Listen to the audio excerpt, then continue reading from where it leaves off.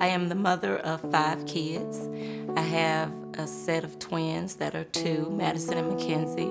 Madison is very outspoken. Madison wants it her way or no way, and she has a way of letting you know. I guess about the beginning of February, the girls started running temps, and it was off and on for about 2 weeks. Mackenzie was okay, she got better, but Madison got worse. I noticed her breathing changed, so we took her to urgent care. When I walked into the triage room, I could tell immediately that this child was very ill. She had increased work of respiration, and she was really struggling to breathe. I knew this child was going to leave by ambulance. We were sending her to Duke Hospital, and they have an excellent pediatric team that we knew would be waiting to take care of her. They immediately put her on oxygen, and you know, it was just like a whirlwind from there. Kim, what do we got here? This kid looks pretty sick. They just got here from urgent care. Okay. All right, these lungs sound terrible. Really breathing hard. We're gonna need to get Dr. Fox in here. She was really just working very hard to breathe, almost as if she just sprinted a 100-yard dash. Need the co-part in here. Get her on the pulse. I'm gonna get her. Let's hook up to the monitor here. Let's give her some oxygen. I agree. Go ahead and give RT a call. Let's get her portable checks. The nurses were very quickly getting the IV access, hooking her up to the monitor so we can see what her vital signs were doing, and then calling the respiratory therapist to put her on some extra oxygen. I need a portable statistic tray, peds room 1 now, please. Thank you. It was very clear that she had most likely a pulmonary process going on. We had known that she had RSV earlier in the week. RSV is a very common virus that really is one of the causes of a cold. For the vast majority of children, they get a mild cold, they feel ill for 3 to 7 days, and they get over it. For some children, though, it can actually move down into the lung. Can't really see the diaphragms on either side, so she has a multifocal pneumonia. With the level of distress in that x-ray, she's gonna need to go to the PICU. They came in and told me that Madison would be going to the PICU, and it was almost like a surreal experience. I could see what was going on, but I didn't even feel like I was even a part of it. She came up to the ICU, and she was very sick. It was clear that she was in respiratory failure and was going to have to be intubated and require a ventilator. In the simplest terms, a ventilator is a breathing machine. The machine takes away that work of breathing from her in order to make her more comfortable while we allow her lungs time to start recovering. All right, let's do a quick timeout. Timeout. This is Madison Smith. We're going to intubate her for respiratory failure. Tony, you have a bag and a mask, oxygen. Yes. You have suction. Yes. We have the rest of the equipment we need to intubate. Cordy, we have drugs drawn up. Along with getting everything ready for the procedure for her is to prepare the family. In pediatrics, you just don't take care of the kid, you also take care of the family. I was very sad for Madison and the family. They were so sweet and, you know, they were so strong. Leanne was Madison's nurse that day, and I can remember her saying, "It's gonna be okay." And she gave us a hug, and that meant a lot because she was sharing in our emotion, and she actually teared up.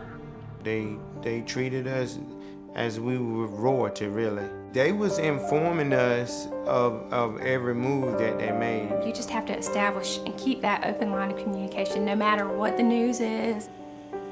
And it was clear that she was becoming much sicker before our eyes. We tried switching from the conventional ventilator to this oscillator ventilator, which is really the highest level of support we can give with a ventilator. She basically went through all the ventilators that they had there for her. I knew something was wrong, you know, and I knew it was serious. They called us in. We want to give the family hope, but we also want to be honest with them. And I do remember sitting outside of Madison's room and talking about exactly what was going on, the fact that the therapies that we were doing weren't working, and that there was a good chance that the only chance we'd have to save her life is to try this artificial pump, this artificial lung that could support her. They laid it out there. This is all that we can do. We've done everything. This is it. We were very upset. I had never heard of ECMO before in my life. It was the last resort for me. I wanted to give her a chance, you know, to live, to be back here with her sister. And like I told them, you know, basically, I don't care what you have to do, just basically send my daughter back home. All right, is the pump ready to go? Pump's ready. Ready for lines? All right, ready for lines, okay. ECMO is a surgical procedure, just like any surgery, with the exception that we do it in the intensive care unit. We bring a number of different groups of people to assist with the procedure, which include the cardiovascular surgeon, respiratory therapists, the perfusionists, the ICU team. What ECMO does is it allows you to turn down the other levels of support to let the body start recovering on its own. Ready to go on. Okay, whenever y'all are ready. Okay, we're on ECMO.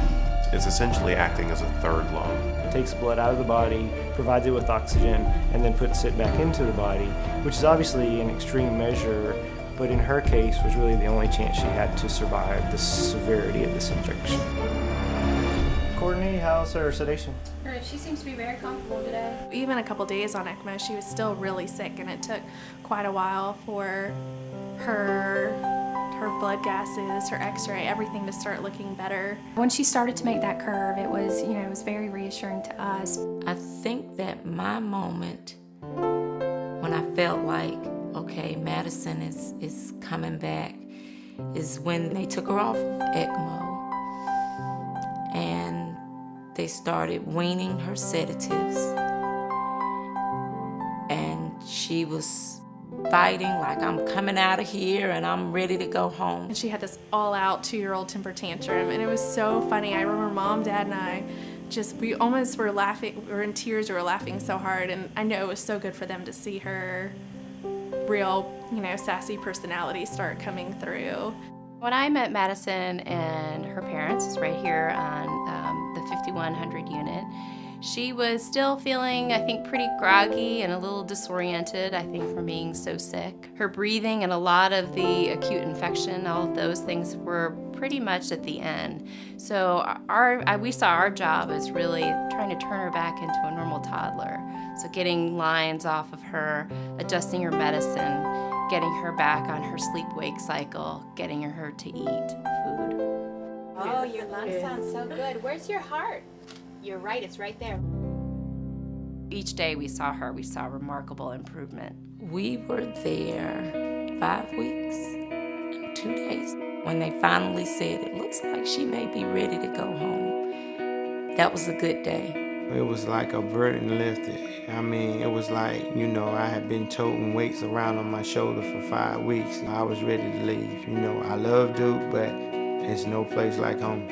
Once we put someone on ECMO, the best estimate for this type of illness is 50-50 at best. And so anytime we can see someone come off without any long-term effects, the fact that she's completely normal kid, it's a wonderful success story for us. To see them come back after they left the hospital is such a special thing. And I think it's a testament to the work of a lot of people here. This is the best teamwork I've ever been a part of. We take care of kids when they die, or we, get to witness all these miracles together. We have a genuine love and respect for each other in here. To see her strolling around and, blowing bubbles and being interactive with the staff and a playful, normal 2-year-old, there's nothing that beats that excitement. I don't think that there's anything that Madison can't accomplish. She has climbed this mountain with the help of Duke, so I don't think that there's a limit to anything.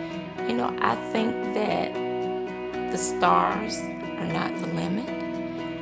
I don't think that the clouds are the limit, not even the moon, because there are footsteps on the moon. And because of the wonderful care that Duke provided for Madison, she can accomplish all of those things. And I'm excited to see what her future holds.